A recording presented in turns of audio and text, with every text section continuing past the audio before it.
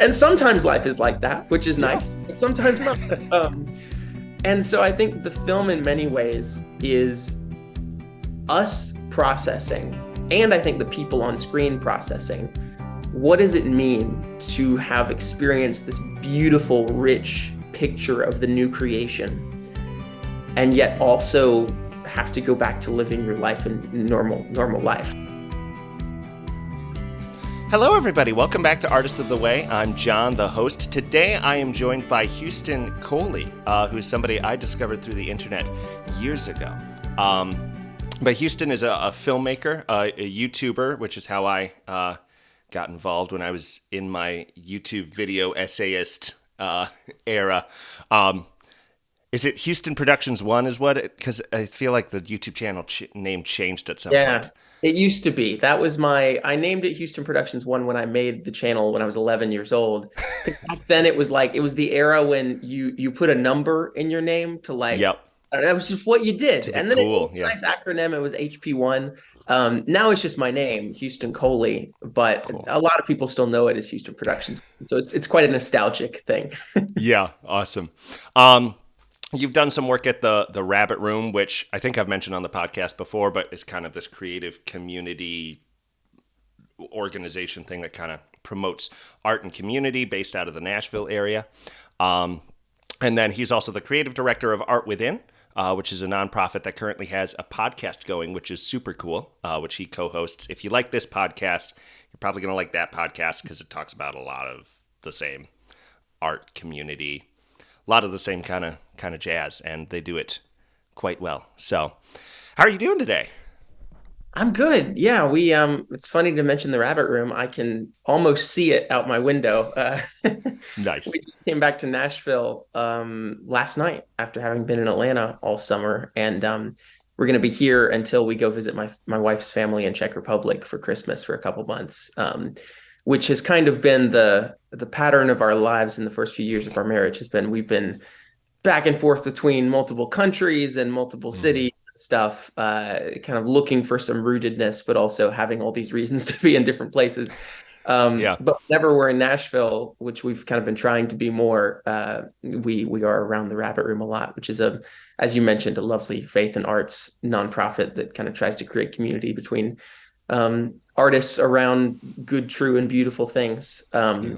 So yeah, we were artists in residence with them for the first half of this year, working on our documentary. And now we're kind of back living in the area and being around lovely people. But Nice.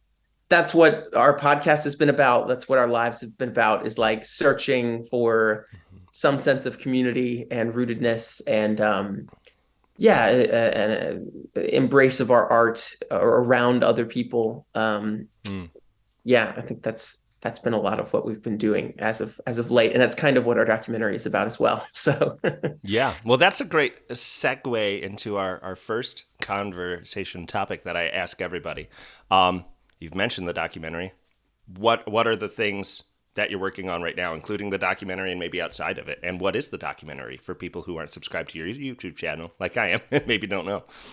yeah. So the documentary is called A Kingdom of Tea and Strangers. It is a documentary about this place called L'Abri Fellowship in England. The original L'Abri was founded by Francis Schaeffer in the 1950s, and it's in Switzerland. And that's kind of, I think it's the one that most people are most aware of. It's in the Swiss Alps and these beautiful chalets. And it was kind of founded as a place, especially in the 50s and 60s. You had all these hippies and agnostics and people all over the spectrum kind of trying to figure out what's the meaning of life, how did God let World War II happen, like all kinds of stuff that everyone was processing. And it's kind of in that 60s era of, all these like communes and communities are springing up and stuff. And Labrie is not a commune. But it was kind of, part of that movement, I guess, a little bit of like very intentional community at the time.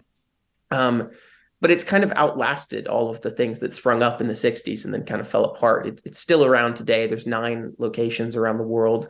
The biggest one is in England, which is the one where I met my wife, Debbie, who's from Czech Republic, which we met in January of 2020 at Labrie. And then Mm. the pandemic happened, and we were separated for a year and a half. And then finally we got back together after a long distance relationship. And got married and started making films together. But Labrie is infamously hard to describe. I often use a metaphor of it. It's a bit like Rivendell in Lord of the Mm, Rings. It feels like a place that is made for, especially now, I think, spiritually homeless people who have maybe been a little bit disaffected by the church, but still kind of want to seek some relationship with something, mhm, um, to kind of come and rest and recuperate and process and engage with reality and what it means to be human together, and then kind of be able to set back out on their journey after a couple months. That's terms at Labrie are 2 months.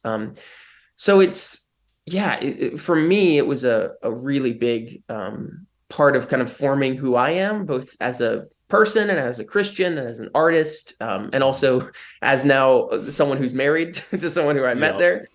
Um, and we kind of felt that we wanted to make a film about it. I think I am especially like oddly obsessed with, especially in films and documentary kind of things that I make, wanting to capture place on film is a big just obsession of mine for some reason. I think having experienced so many lovely places, I'm just always like, I want to distill this into some, like, be able to show it to other people. And Labrie, especially being notoriously hard to explain, has always felt like, oh, like it'd be cool to make a documentary and people would maybe understand a bit more of what it is. Mhm.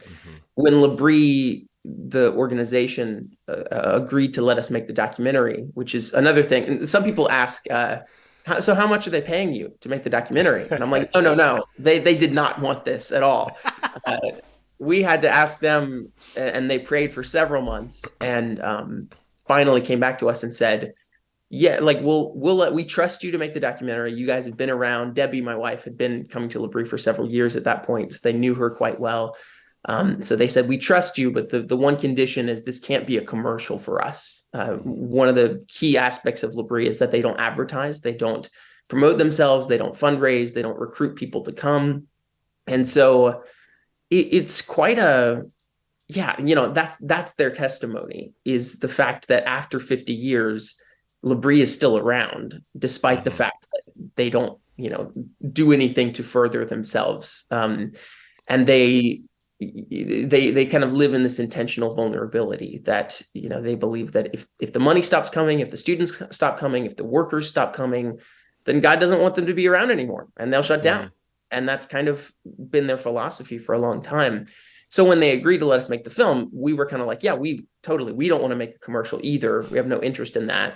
Yeah. Um, but maybe this is something that could explore kind of a way of being that this place embodies and Mhm. kind of captures, but also that could be embodied elsewhere. And that isn't like, oh, the film's about, oh, you should go to Labrie to solve all your problems, but more a film about this kind of sense of being human together and a vision of community that might kind of re-enchant people, especially with what Christian community can look like. I think Mhm. both my wife and I, have, as many artists do, we've had struggles with church throughout our lives and not quite fit and felt like we fit in our church, Mhm. or felt like we had, exactly the kind of church life that we were hoping for, and yet also have lots of visions and dreams and like high ideals and aspirations for like what the Mhm. church can and should be, and a Yeah. huge belief in that.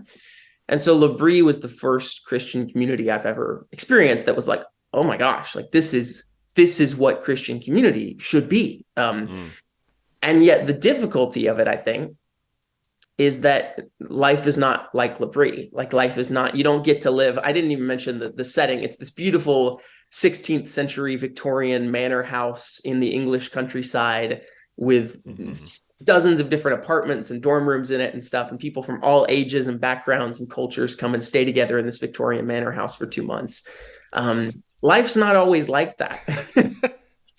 And Much to our so, chagrin, it's not always like a beautiful Jane Austen movie where you can walk along the English countryside and have yeah. fog rolling in. And And sometimes life is like that, which is yeah. nice, but sometimes not.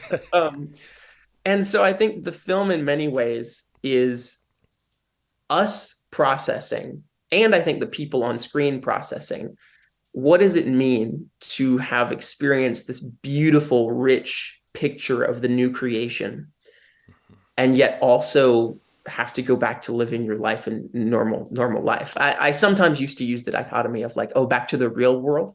I don't Hmm. say that anymore. I think L'Abri is the real world. In fact, in some ways, maybe places like L'Abri encourage you to engage with the reality more than you do in your normal life when there's Yeah. a lot of things that are dehumanizing you about, using your phone all the time and all these things. Like, people, you don't use technology at L'Abri. That's another thing, very Hmm. often. Uh, and so yeah, the kind of central tension of the film is we're capturing one summer at English Labrie, and the kind of main characters are all students who were there that term. And all the students are kind of wrestling with what does it mean that the term is about to end and Mm. we're going to go back to our lives. And, we've had many of them have had kind of a profound experience there, and we capture some of that, but also wrestling with going back. And now we're kind of looking at doing some follow-up interviews with the students in their home countries, which has been another thing. We've done everyone we can in America, but when we go visit my wife's family in Europe in December, hopefully we're going to go to England and Scotland and Norway to visit some of the other students in their lives and kind of be like, so what happened after Labrie? Like how Yeah. is that has it transformed anything about how you do community, how you engage with, being human, other people, art, that sort of thing. Hmm. So yeah, a kingdom of tea and strangers. That's the main thing I'm working on. We have a podcast, like you mentioned. I have a YouTube channel that I do videos from time to time, but that's kind of been most of my life this year.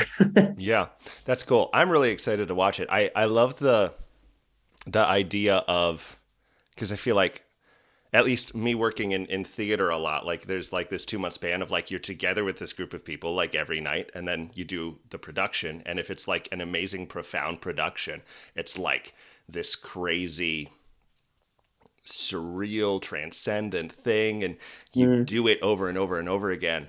And then you close, and the next morning you wake up and decide if you're going to go to church or not because you were up till 2 a.m. taking everything down. And it's like, and then Monday comes and it's back to work. And like we just recently did Hamlet, which I've talked about on this podcast way too much. But it was like such this surreal thing. And Hamlet died closing night. And it was like, oh, he's really dead. And there was just all these moving emotions.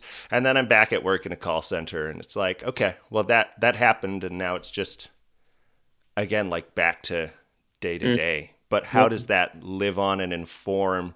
Does it have a life beyond the moment and the experience?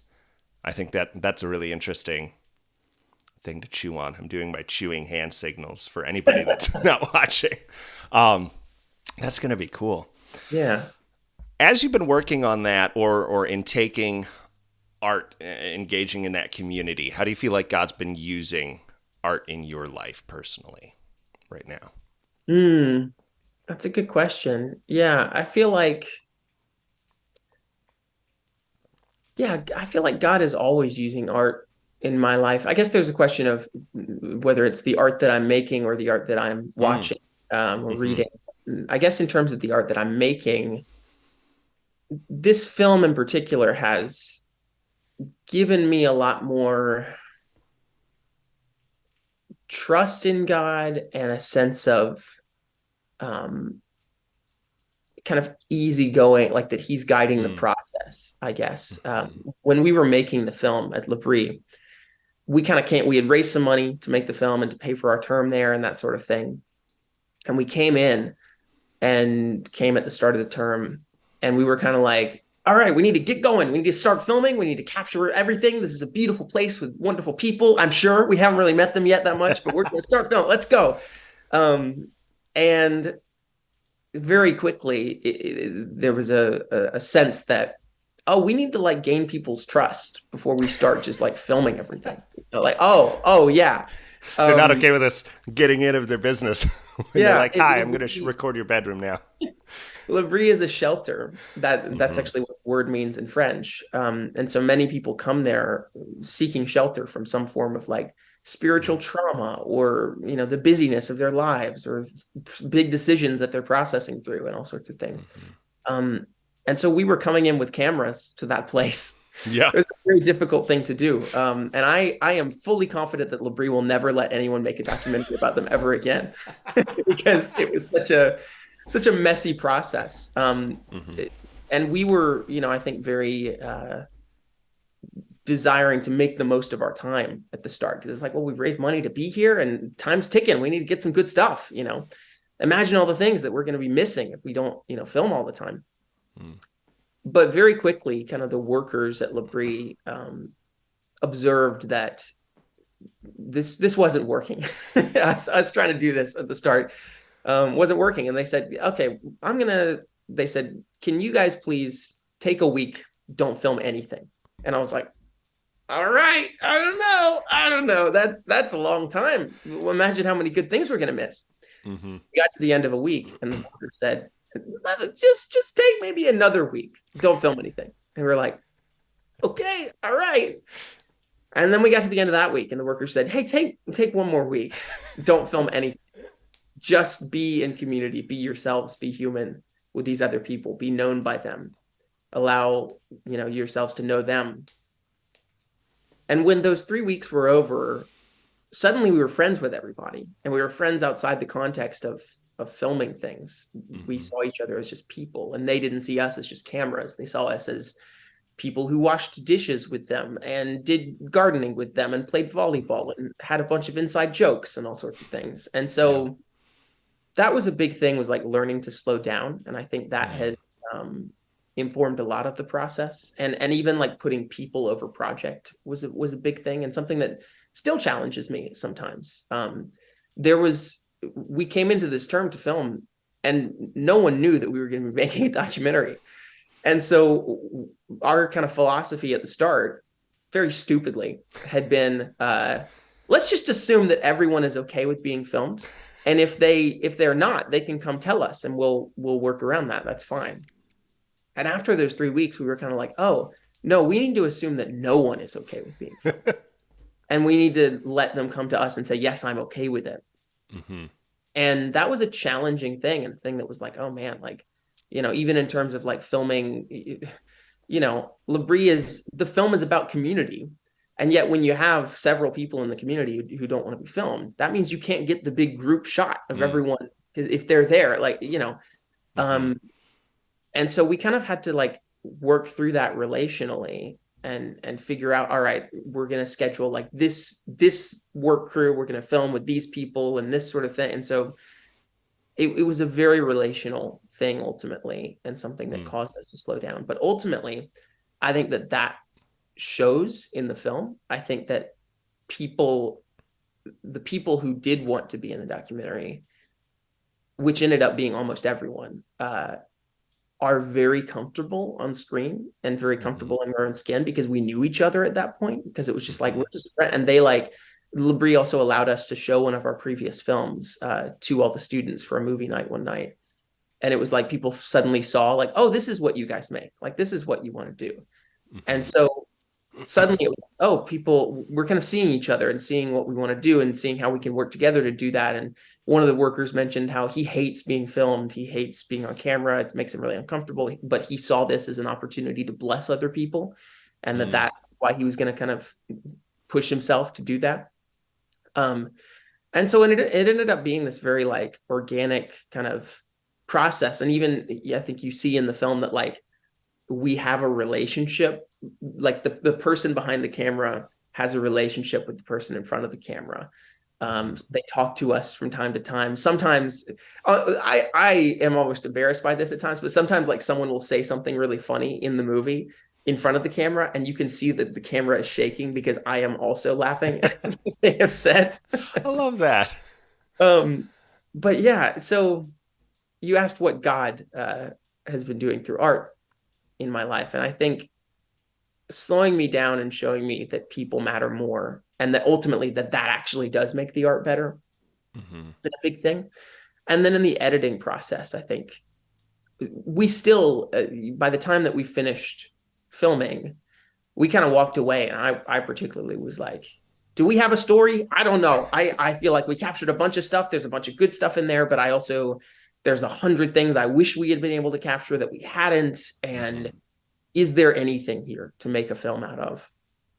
But then we spent 6 months here at the Rabbit Room editing, and the first of several of those months was just transcribing everything that we had, like literally watching through 70 hours of footage and being like, all right, this person says this person says this. Here's now we have a database of keywords and everything that's Mm, ever talked about and all this sort of thing. But doing that, suddenly we were like, oh my gosh, like there are common threads in this film that we did not see at the time. There are motifs that carry throughout everything. There's a motif as we've been editing recently that we just suddenly realized, oh my gosh, like all of these people, one of the only lecture that we filmed is a lecture about harmony and sort of how music can give us a picture for what community can look like and how to mm-hmm, resolve dissonance into harmony and things mm, like that.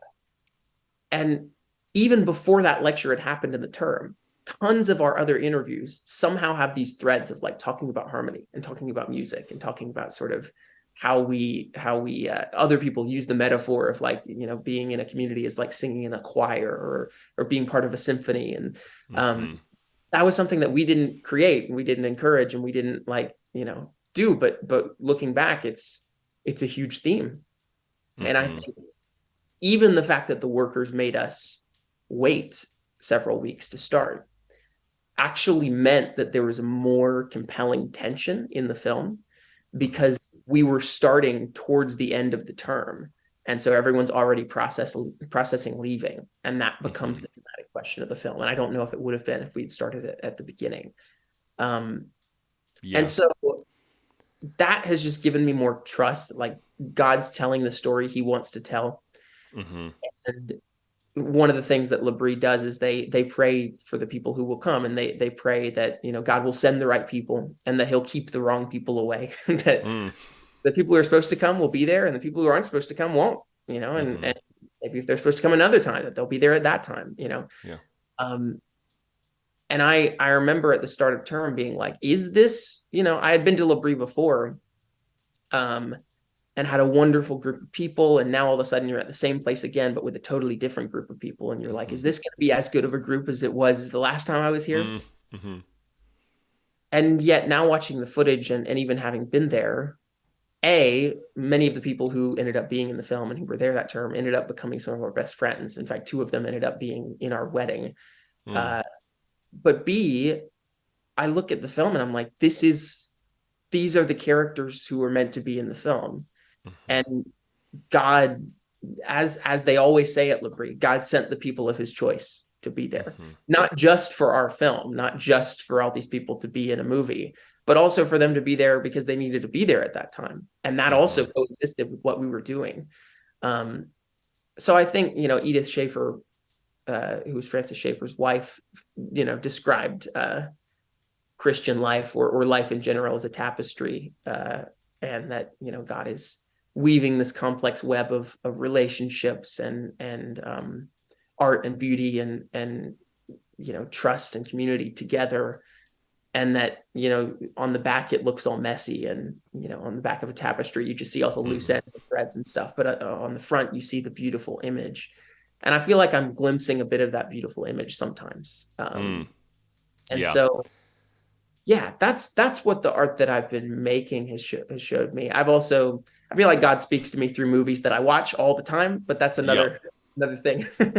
That's cool though. I love the idea or the sense that God is well, I love the idea that God's like creating with us, and I've talked about that briefly before in like some of my own experiences. But the idea that He's shaping the art. My wife wrote a poetry collection because she'll do poetry, and she had like a very similar experience to what you guys had in the editing room, where she just had our whole table was just filled with these little note cards of poems, and she was like, "Let's just pull some that have some sort of a common topic," and she put it all together. And it wasn't until like the week of the release as she was reading this book, and she was like, wow, God like put together like a narrative with like three characters that you can trace and their relationship with God, and there's like an arc to the emotion that she had not planned at all, but it has just this beautiful sort of, it starts in this really despairing place and kind of slowly kind of pulls you up towards hope, and she had not planned any of that, and she was just like, wow, God's like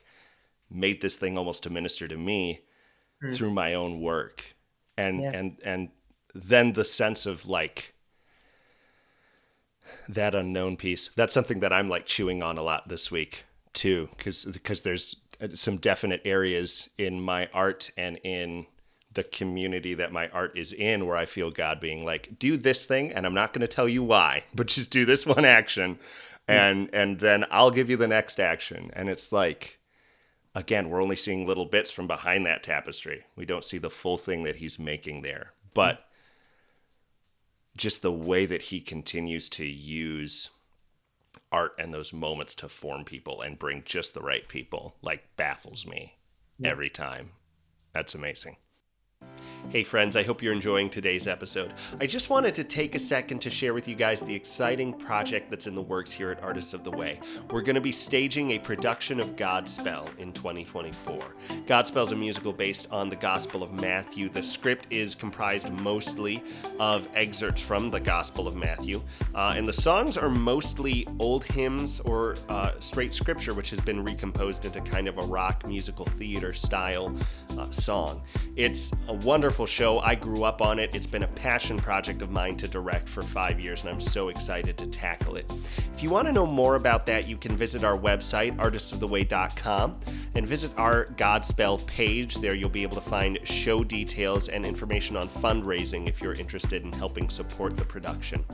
If you want to stay up to date with everything regarding Godspell or our podcast, sign up for our email newsletter. We have a newsletter that goes out every 2 weeks. We'll let you know when new episodes are posted. I'll share some thoughts that I've had over the last couple weeks, and we'll be keeping you guys up to date on everything Godspell related.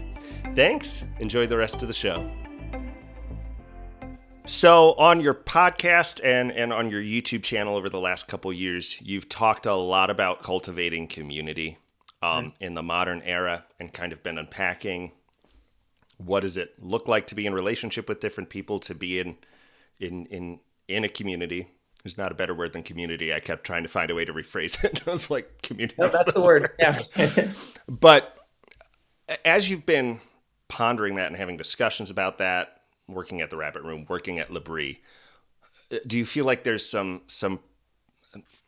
principles is not quite the word I wanna use, but just, I guess, some things that you feel like you've learned about how we do that healthily in our modern era, in an era where community so often like happens through a phone with me typing to other people or getting outraged on Twitter and all that.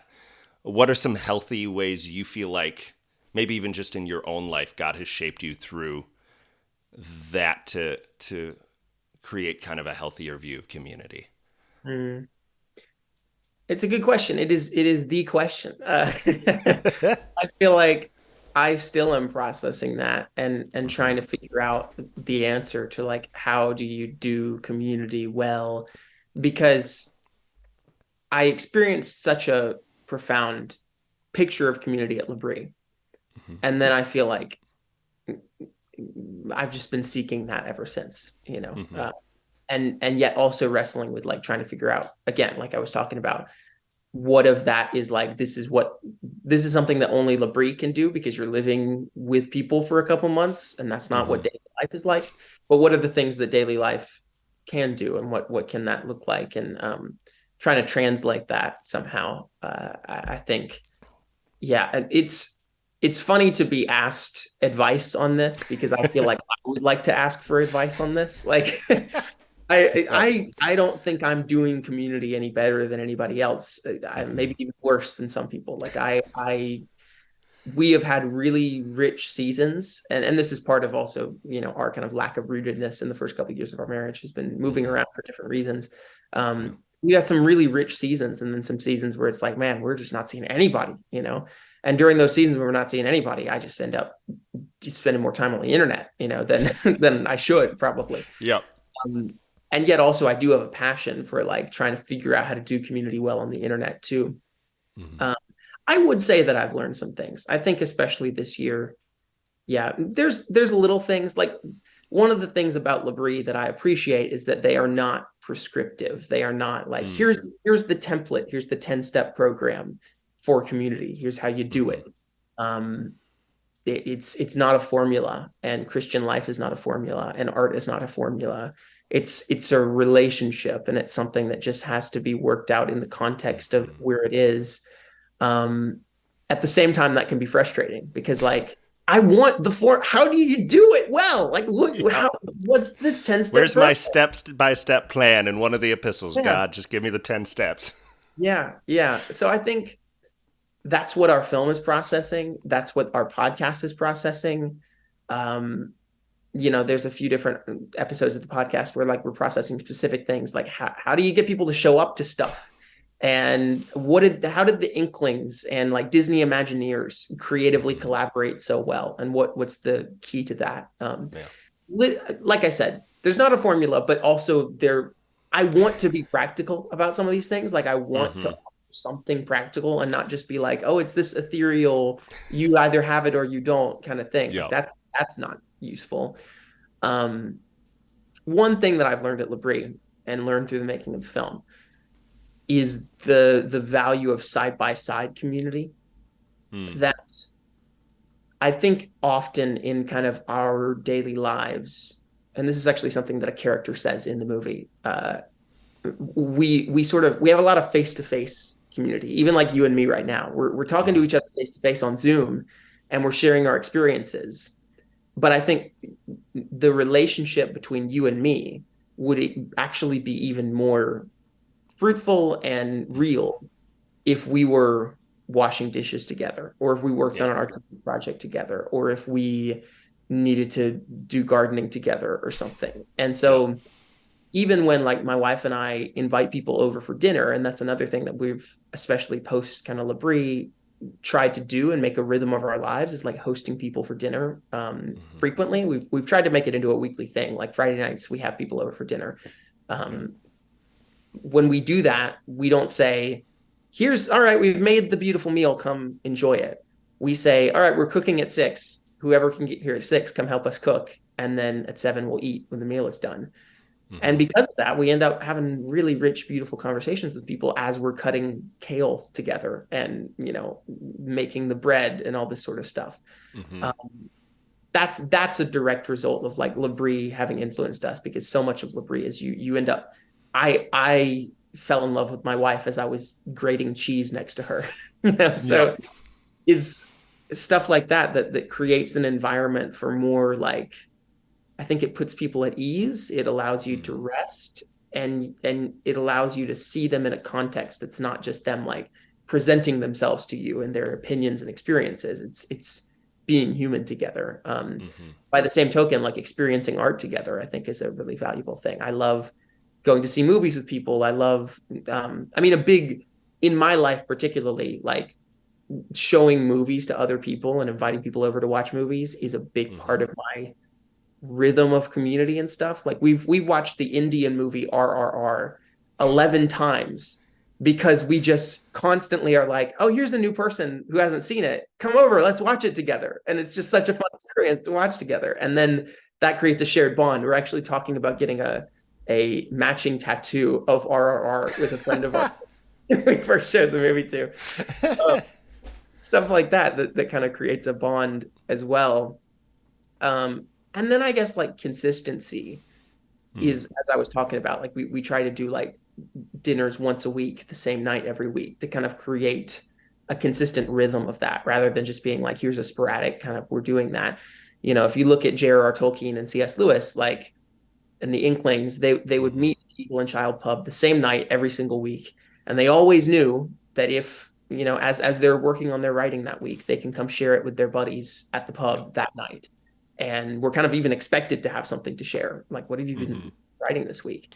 And so that helped their art and it also helped their relationship to just have a consistent rhythm that they could stick to and then kind of rest into rather than trying to always create the next thing. Yeah.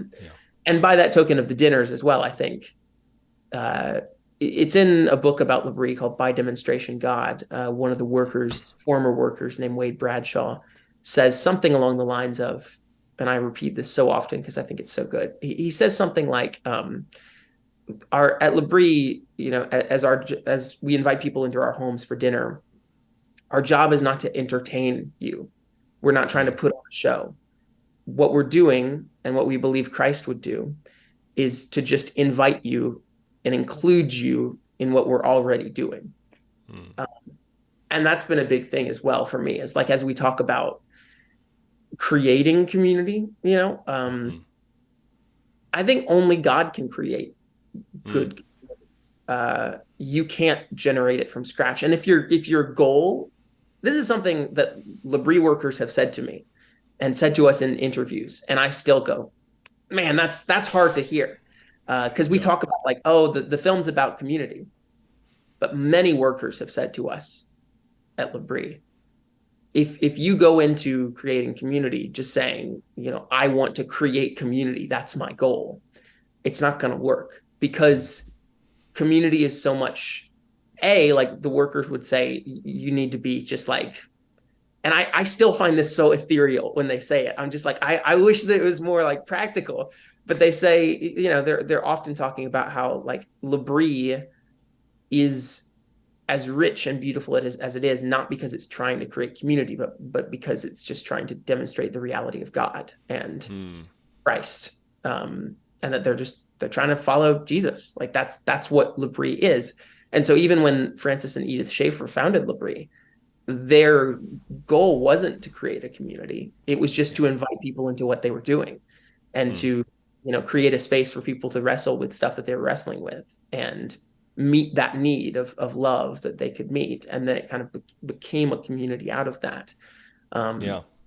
that's hard for me to hear because I'm just like, I want to create community, Yeah. and I don't think it's bad to want that.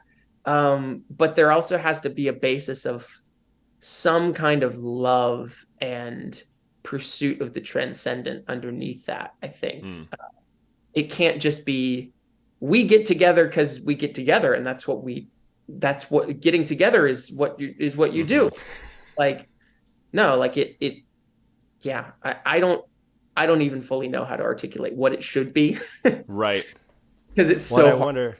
Yeah. Yeah, and I wonder if that's why so often, at least for me, I've seen some of the strongest communities like they're built out of like things that don't seemingly promote community. Like all my Mm, close friends I've met doing a play, and then it's grown out of that, and we're all just coming together working on this thing, or like doing martial arts, or making a film, or making music. It starts from the love of the thing mm, and the yeah. pursuit of creating and capturing truth in that thing, which ultimately could be some kind of pursuit of that transcendent and God through that, even if they don't know it. But then it's like people coming alongside in this journey, and it just happens in a sort of mysterious way that the we Western world hate to not be able to quantify.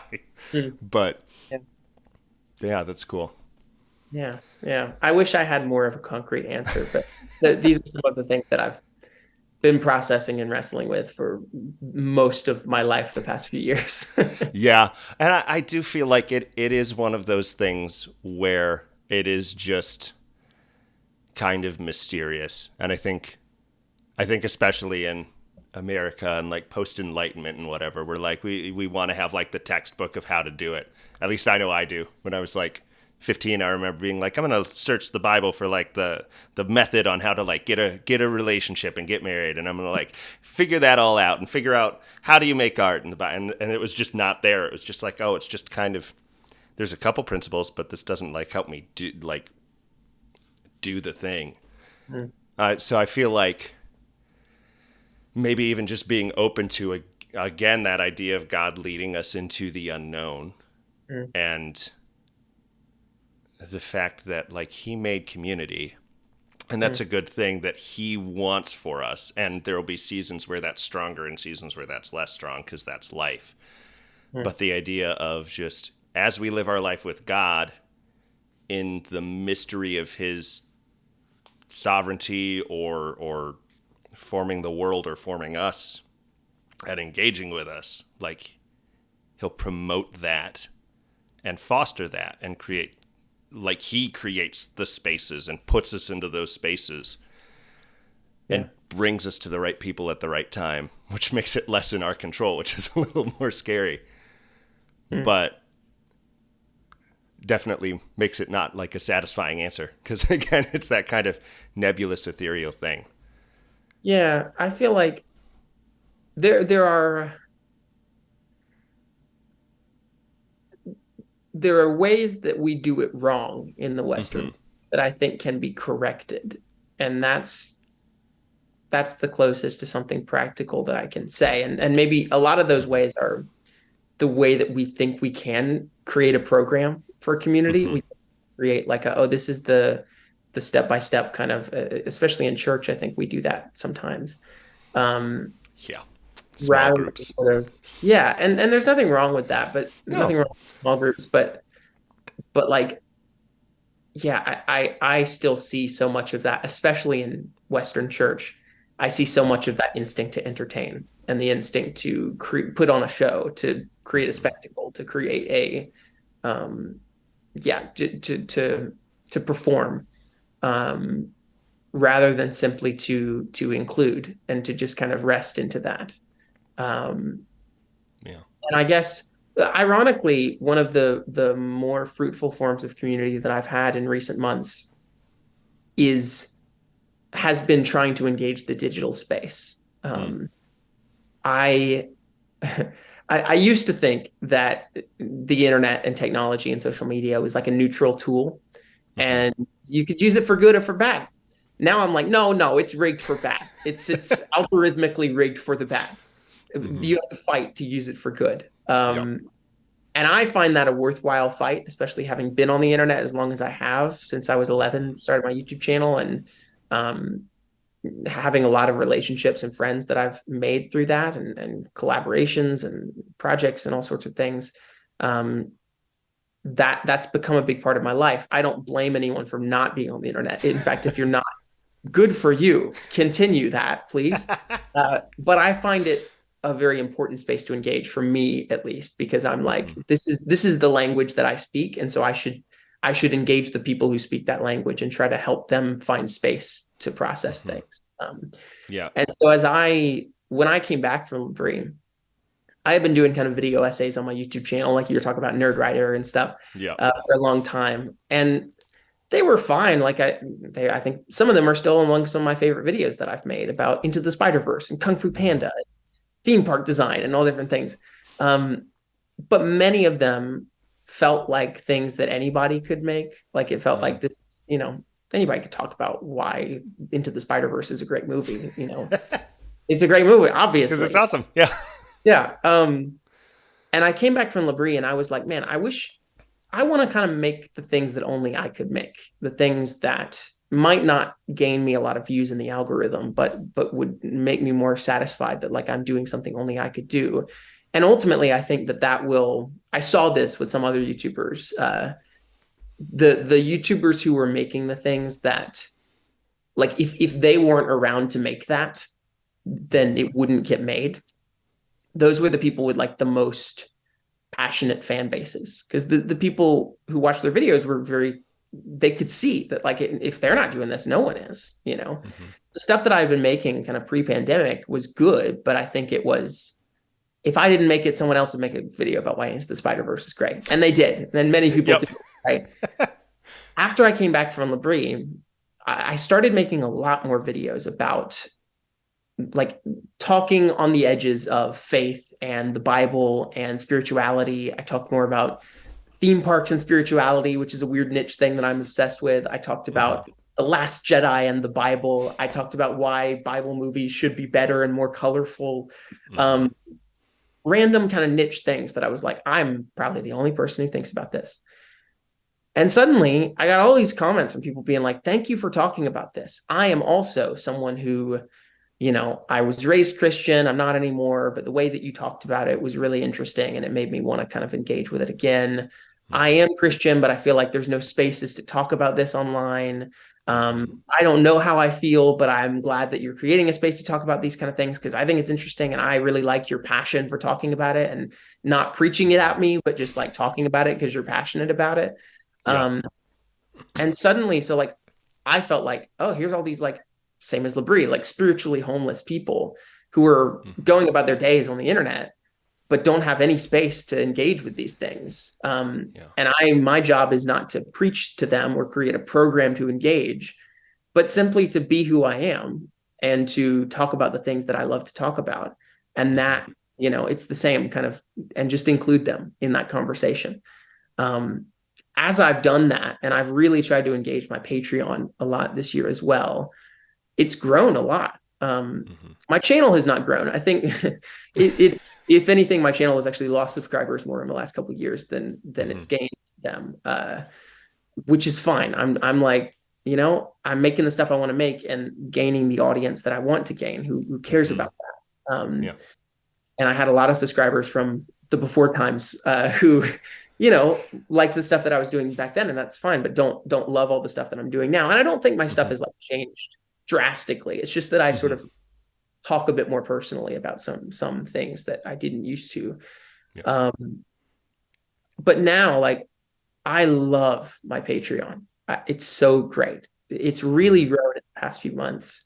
And a lot of the people, those people who were commenting on the videos when I first started talking about that stuff, have now become patrons. And we have really cool discussions about life and theology and, their experiences in the church and art and movies and the general stuff that we talk about that's completely apart from that.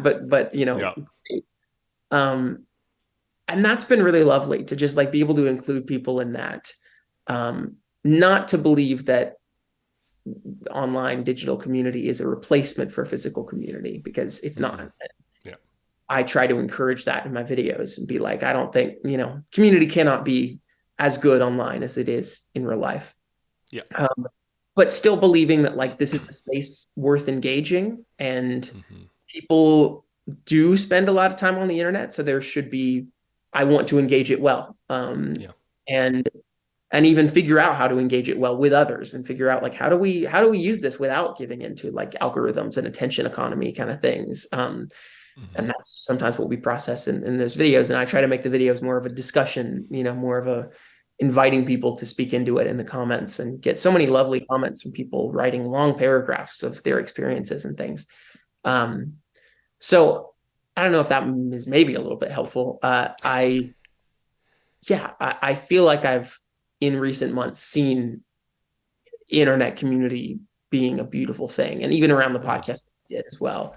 Um, it's it's not perfect, and it still is influenced by all these outside factors, Hmm. but it can be good. And I think it can start to be good, especially when you stop trying to please algorithms and you start doing the thing that you feel called to do, and including people in that. Yeah. Um, yeah, so No, that's cool. And I think that's encouraging to hear because I feel like I was talking about this to somebody. I don't remember who. It might have been on the podcast, but I feel like living out the life of an artist in the 21st century almost guarantees that you have to be online in some sense. Like it's so much harder to just like exist in a physical space as an artist. You have to like almost be a marketer and like learn all these different skills that an artist historically wouldn't have had because we had like benefactors and the church and all that sponsoring that. So I feel like a lot of times, at least I've seen this like in myself. I've seen the draw towards it as I've been doing this podcast, and I'm trying to stage a production myself next year, and so I'm very much in like gotta earn the money so that I can like get that thing off the ground mode. But then I think it's so easy to slip into that negative. People are numbers. I'm trying to get the algorithm to work with me so that I can achieve this thing. But mm, knowing that there's a there is actually a healthy way to engage that, and it might even be more fruitful long term for you than playing with the algorithm and doing that thing and being a part of that system. mm, But yeah, when you kind of take the time to engage with community in a healthy, humble way, in a way that God probably intends community to be, at least as much as it can be online. yeah, Like I think even just the fact that you can do that. Like for me, I'm like, what does that like even look like? Because I've never had like super healthy online community, and I tend to not be quite as involved. I'm very much like that ghost watcher that like watches things and once every 5 years will comment something. So, but the times that I do like engage. It's like, oh, and I started an argument. We're going to back off, you know? Um, so I just think it's encouraging that there are people out there and that there is space for community that can healthily walk through things and think through things in the digital space that isn't all influenced by this algorithm outrage, you know, make money kind of system. So yeah, that's cool. Yeah, I feel like it uh maybe part of the lesson is like I've made a lot of connections through something like Twitter, Mm. but Twitter is not a space for community. Neither is Instagram. Like the best community that I've had has been on Patreon. I think in part because it is a somewhat exclusive thing. Like, Yeah, yeah, I hate to say like, oh, you need to pay $1 a month to get right, community. Uh, but at the same time, that like low bar creates a threshold for like, all right, you actually care. Come, right. come. Because like Bill off the street can't come in and be like, I'm just going to spam about how I hate this because they're Yeah, not going to want to pay $1 a month for that. exactly. And you're not worried about someone quote tweeting what you said because everything that you Hmm. you're saying is public. Like Yeah. it's a more slightly private circle. Hmm. Um, there's a little bit more intimacy, and so it's existing outside of, you know, as we talked about, algorithms and feeds and public kind of behavior, Hmm. and more in sort of a private public digital space. Even YouTube comments, I think, have become that recently. I mean, Hmm. YouTube comments can still be awful, but at least my YouTube comments, I'm just like, oh my gosh, like, is YouTube? It's not. I was gonna say, is YouTube the most healthy social media platform now? It's not. It Hmm. still has awful things, but I actually think that YouTube might at least have the capacity to be more of a healthy social media platform than Hmm. Twitter, because you can type a comment on YouTube and it can be any length. There's no Hmm. character limit, and so I get lots of long comments of people really saying what they want to say rather than a trimmed down version of it. And then Hmm. someone replies to them and says a long thing. Um, and those, there can be awful arguments in YouTube comments, but mine at least tend to try to create a space where that's, a little bit more respectful. Um, Hmm. and like the fact that YouTube is public, but like no one follows each other, like commenters don't Right. follow on YouTube. So it's not like you like quote tweet what someone said and mock them and block them and Hmm. stuff. So it is still a little bit more anonymous, which is Hmm. actually helpful in some ways. And I feel like it almost in a digital sense could reflect that idea of place, right? Like you have to go to the video or go to the channel, and Exactly. that's where Yeah. that all happens. It doesn't just And happen in this you have long common forum. ground. You have common Hmm. ground because you're both talking about the video that is at the top of the page, like rather Yeah. than on Twitter where you anybody can jump in from anywhere and Let's talk about this president, blah, blah, blah. Insert yeah. president here. Yeah. So YouTube is still has so many awful traits and attributes and things, especially now. But I think I still have a lot of belief that it can be good. And as a broader rule, I think that and Patreon have shown me that like these sort of when you create digital community kind of away from the limelight a little bit, Hmm. and more around common ground, more around a common thing that you have to talk about together, Yeah. um, it can encourage a little bit more intimacy and relationship, which is good, I think. Yeah. Something I love about that too is it's not. I think it was around COVID probably because COVID was crazy, but you started like seeing all these like alternative platforms, you know, that were like, oh, we're going to do Facebook, but we're going to do it good, or we're going to get rid of the censorship, or we're going to do it healthy. And then you get on, and you're like, I don't know anybody. There's three people, Yeah.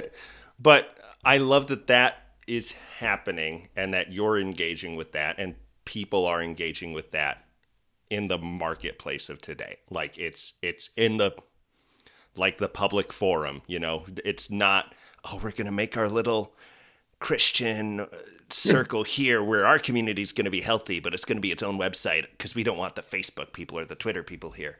Yeah. Yeah. But it's just happening where people already are Mm. because some people care about it and some people are like pouring into that. Um, Yeah.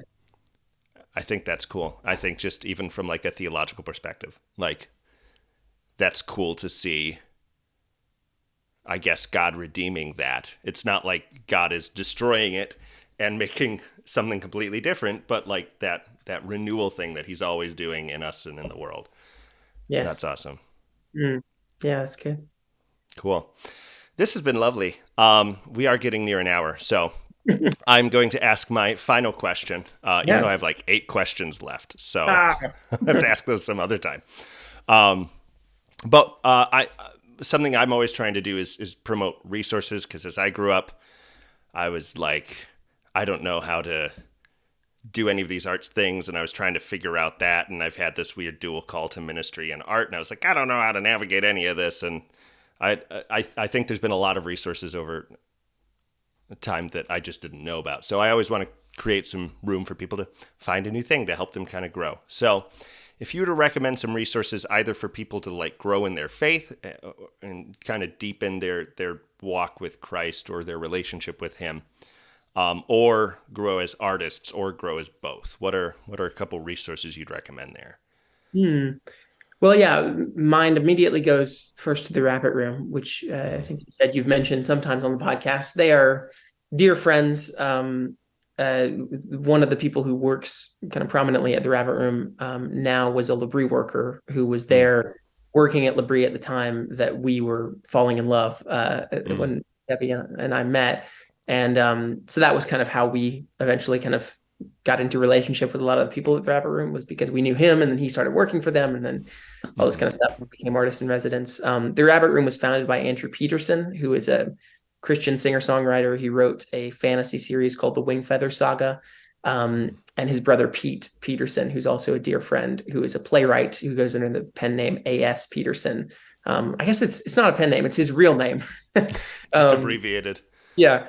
Um, and he just recently produced the Hiding Place stage play, which then was Mm-hmm, released in theaters as a movie this past summer.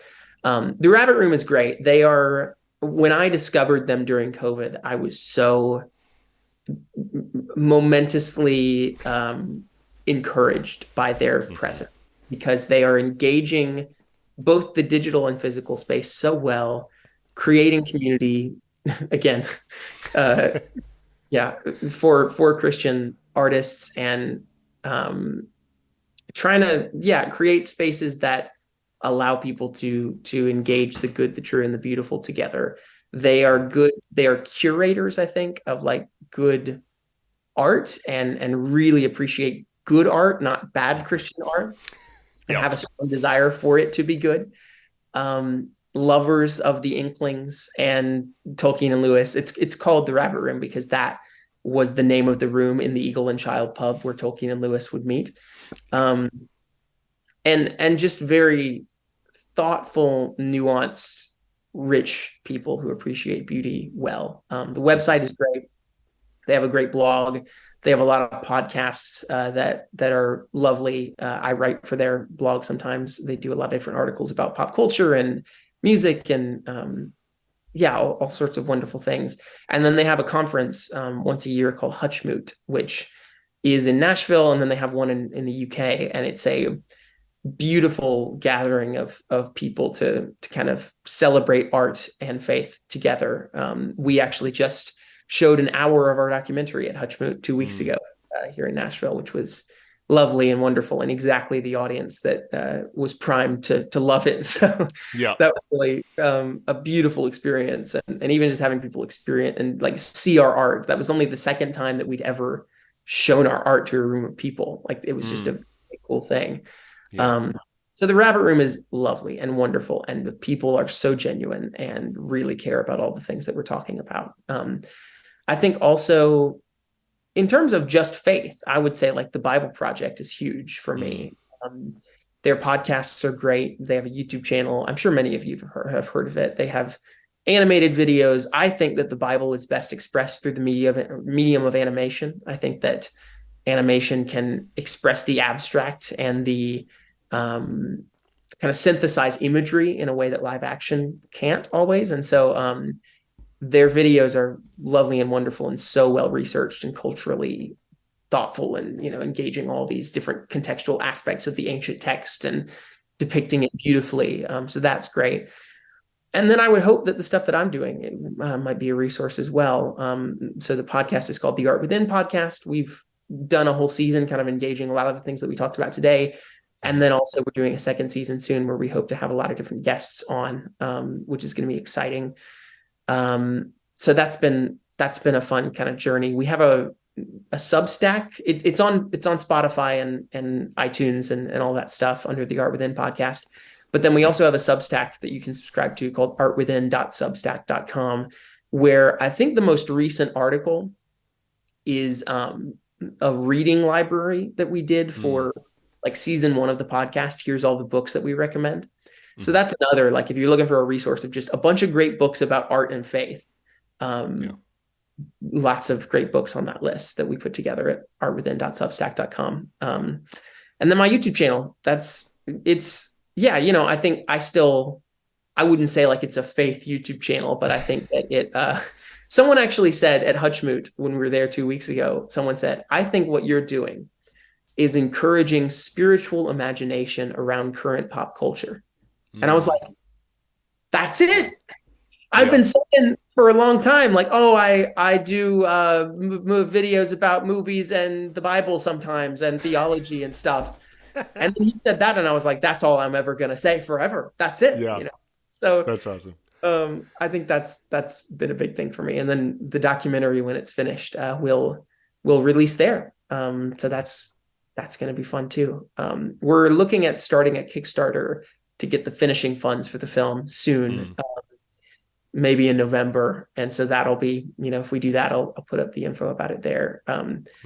That's all I can think of right now. But it's been lovely to be on here. Really enjoyed the questions and just the experience as well. Yeah, it's been awesome to talk with you and kind of, I don't know. Yeah, just hear stuff. I'm fizzling out, so I should end it quickly, audience, before I make this weird. Get out the door. Get out. Get out. Awesome. Well, thank you for coming on, though. This has been a lovely discussion. Yes. Yeah. Thanks for having me.